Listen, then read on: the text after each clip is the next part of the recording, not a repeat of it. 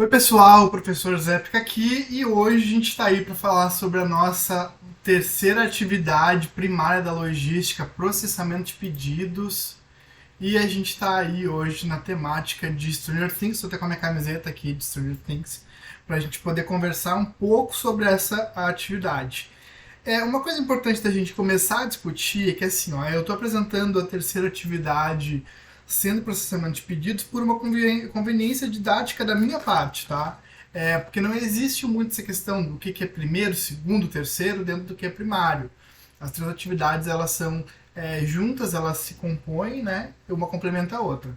Mas por uma questão didática, eu estou apresentando a terceira atividade primária, que é processamento de pedidos. Então, para a gente poder começar, né, vamos para o nosso roteiro de aula, que é sobre o que a gente vai falar. A gente vai falar sobre a natureza do processamento de pedidos em logística, as atividades básicas do processamento de pedidos em logística, os enfoques alternativos do processamento de pedidos em logística e os procedimentos operacionais do processamento de pedidos, né? E a nossa aula hoje cheia de easter eggs de Stranger Things. Para a gente começar então, a grande pergunta que a gente faz é assim: tá, professor, mas por que eu vou estudar processamento de pedidos? Uma coisa tão simples, né? A ser feita, que todo mundo tem que fazer, todo mundo sabe. Mas é simples, mas não é tão simples assim, tá? Tem algumas considerações para a gente fazer. Por que a gente tem que dar um foco, uma atenção especial ao processamento de pedidos? Porque muitas vendas se perdem, tá? Por um processamento de pedidos mal executado, às vezes um processamento de pedidos que tu faça algo a mais, tu comprar mais sem ter um controle adequado, sem estar organizado isso, te gera um estoque excessivo, e um estoque excessivo é mais custo, porque é custo de armazenagem, é custo de estocar, custo de armazenar, custo com maquinário, então estoque excessivo é custo, né? Outra questão, o transporte ele é imprevisível, né? Então assim, se tu deixa para fazer um processamento de pedidos muito de última hora, daqui a pouco tem algum problema com o transporte. Ao mesmo tempo em que, se tu faz um processamento de pedidos muito antes, tu tem um estoque excessivo. Então tu tem que estudar o tempo desse processamento de pedidos para poder trabalhar com ele de forma adequada. Uma outra questão é que se tu não estuda processamento de pedidos, tu não alinha o processamento de pedidos dentro dessa estrutura, né, da cadeia logística, tu fica com PCP descontrolado. Então, planejamento e controle da produção, PCP, ele fica em descontrole. Tu não consegue fazer um alinhamento adequado, né, desse PCP. Como eu já comentei, processamento de pedidos assim, sem estudo, sem organização, ele gera mais custos. Processamento de pedidos também mal feito também pode gerar clientes perdidos, certo? Então, tu pode perder clientes por uma questão de que tu não tem ali aquele material, aquela necessidade a atender o teu cliente naquele momento, tá? E mais clientes perdidos, né? Pode ter clientes e clientes perdidos o tempo todo por não ter esse material, tá? Então, assim, ó, quais são as características, então, do processamento de pedidos? A gente tem características quanto à natureza, quanto às atividades básicas e quanto aos enfoques alternativos, quanto aos procedimentos operacionais. Começamos então por características quanto à natureza. E quanto à natureza, a gente tem três aspectos para analisar aqui, que são os aspectos de entrada, processamento e saída. Então a entrada aí, o Will entrando, né, no mundo alternativo. Mas a entrada dentro do processamento de pedidos, então, é quando há o desejo, assim, a necessidade se torna um pedido. Então, quando a solicitação é, tem feito assim a solicitação do que tu precisa pedir, já sabe que quantidades pedir, já sabe o que pedir, e isso é a entrada, tá? Essa entrada ela pode acontecer de forma escrita, de forma por telefone, através de algum sistema específico, ou através da internet. Então, basicamente, eu sei o que pedir, eu tenho consciência do que pedir, eu já sei quantidade, para quando que eu preciso, e isso aí é a entrada do processamento de pedido. Esse material, seja ele escrito, seja ele por telefone, seja ele via algum sistema, ele vai ser processado, tá? A partir do momento em que a gente faz aquilo que chama de transcrição, tá? Transcreve a solicitação para que o pedido seja atendido. Então, assim, ó, no momento da transcrição, tu vai passar para o papel, passar para um PDF, passar para um documento, né? Passar para esse lugar onde o pedido vai ser atendido, tá? Esse ato de transcrever o pedido é o ato que a gente chama de manifesto do pedido, tá? Então, esse manifesto é onde ele vai constar todas as especificações do pedido, aquilo que precisa ser atendido, a quantidade, o momento que tem que ser entregue. Então, se alguém está fazendo alguma anotação na aula de hoje, eu diria o seguinte, já anota aí, que é no momento do processamento, né? Desculpa. Que tu vai criar o manifesto e que é no manifesto onde vai ser composto essas especificações do pedido. Manifesto também pode ser conhecido como ordem de compra. Então, é no processamento que gera o manifesto ou a ordem de compra, certo? Tá aí as letrinhas, então, né? Quando a Joyce ali vai comunicar com o Will, é mais ou menos isso, né? Quando tu vai decodificar a informação, no sentido em que se entenda o que se precisa. Depois a gente tem a saída, tá? Aí que eu trago mais um easter egg, quando o Will sai, né, do mundo invertido. Mas a saída é quando o pedido ele é efetivamente separado, é quando ele é efetivamente organizado, né, para ser entregue para o cliente. A partir do momento em que o pedido ele deixa de ser um documento, tá? A gente consta ele como saída. Ah, professor, não entendi. Pensa comigo. Quando a ordem de compra chegou na mão da pessoa lá no armazém, lá nesse espaço, tá? E aquilo o produto começou a se movimentar, começou a ser organizado, começou a ser gerenciado, né? Aquilo deixou de ser um documento, aquilo já é a saída, tá? Então, quanto à natureza, né? A gente tem aí entrada, processamento e saída. Gente, entrada e processamento são atrasos, tá? São atrasos. Olha que importante entender esse conceito. Todo o tempo em que leva para que o pedido ele seja uma concepção na cabeça de um cliente, o cliente telefone para alguém, então ele passa a ser transcrito no processamento, vira uma ordem de compra, vira um manifesto, aí ele deixa de ser um documento, vai virar um trânsito, né? um pacote, uma gestão do que vai ser enviado efetivamente na saída. Tudo isso é um tempo que o cliente está efetivamente perdendo, tá? É um tempo em que o cliente está efetivamente perdendo tempo, tá? Então a importância de entender que entrada e processamento são atrasos. E o grande objetivo da organização precisa ser o quê? Precisa ser reduzir essa entrada e processamento, fazer com que isso seja sempre rápido ou sempre o mais rápido possível, tá? Então essa que é a lógica aí da entrada do processamento, serem atrasos. A gente tem que buscar sempre reduzir, seja através de investimentos em tecnologia, investimentos no treinamento de pessoas, investimentos de alguma forma para que o tempo seja reduzido, ok? Avançando, a gente pode discutir um pouco sobre as atividades básicas, tá? Dentro das características. E a gente tem 4 atividades básicas. A gente tem a entrada, o tratamento, o relatório, o faturamento. Vem comigo então. O primeiro momento é a entrada, tá? A entrada, então, é todo o processo que ocorre entre a venda e o consumidor. Então, entre o vendedor e a consumidor, que é, no caso, a venda em si, né? A partir do momento em que tá na mão do vendedor até chegar esse consumidor é a entrada.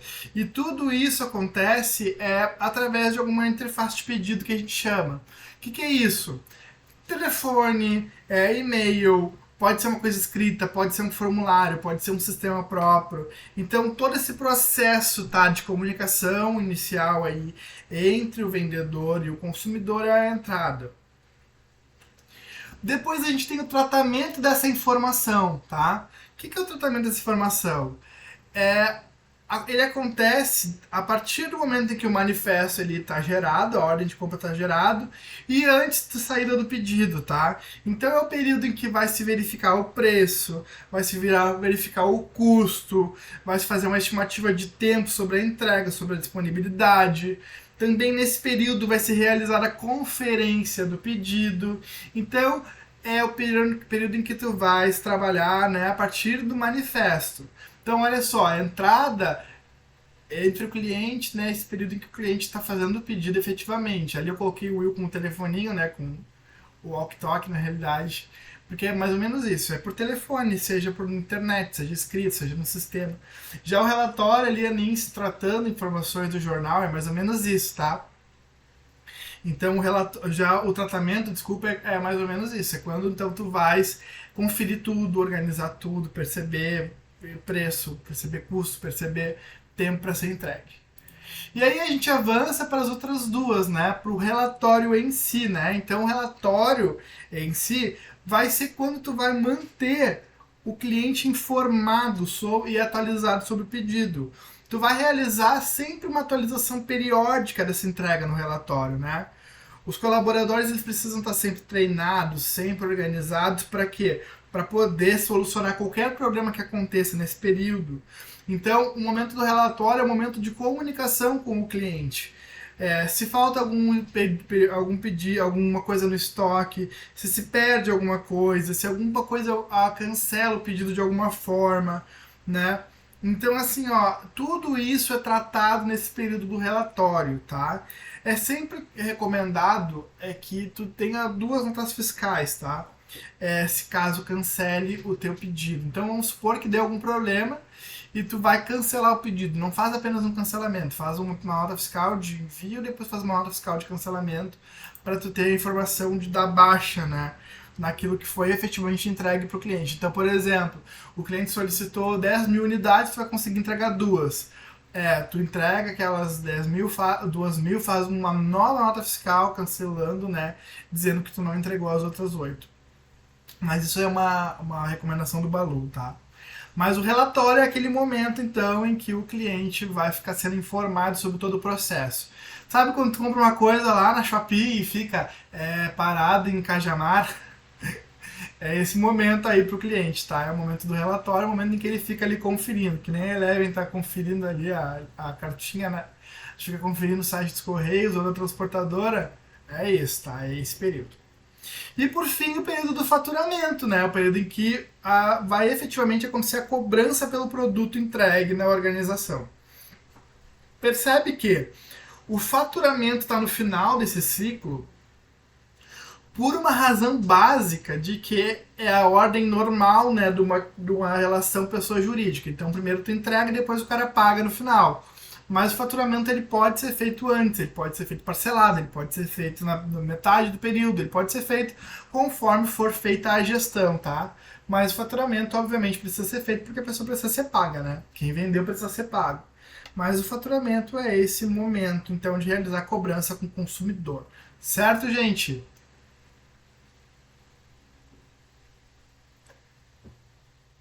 Hoje até meu copo é de Stranger Things. Vamos avançar. Quanto aos enfoques alternativos, né, no tipo de processamento de pedidos, a gente tem duas considerações meio que óbvias, mas o óbvio precisa ser dito, né? Então, assim, ó, a gente tem duas formas de fazer isso, que é a forma manual e a forma automatizada, né? Então, assim, o que é a forma manual? Ali a gente tem a Joyce, né, manualmente resolvendo coisas dos pedidos que ela faz ali, escrevendo, né, quando ela está trabalhando ali com alguma coisa de telemarketing. Então, manual é quando tudo isso é feito pelos seres humanos, tá? Com auxílio de ou não de alguma tecnologia. Seja o papel onde vai anotar, o telefone, algum serviço de atendimento ao cliente, mas é tudo feito através de alguma pessoa especificamente. Já o automatizado, ali a namorada do. Me esqueci do menino lá, do nome do menino. Do Dustin. A namorada do Dustin ali, né, super tecnológico, no computador. O automatizado é quando esse processo ele é feito já direto num sistema de informação. Desde a entrada, o processamento de pedido, até o envio, ele é feito, né, de uma forma automatizada, sem a interferência humana, ou com a mínima interferência humana, tá? Então, assim, é quando existe algum site para fazer isso, quando existe algum totem de atendimento, né? Quando existe algum aplicativo. Então, existe um sistema que não precisa entrar em contato com alguém por telefone, por e-mail, escrever alguma coisa. Não, tu entra ali no sistema, tu faz teu pedido, ninguém, não é uma grande interferência humana, né? É mais feito por maquinário, tá? Mas são as duas formas de fazer isso, né?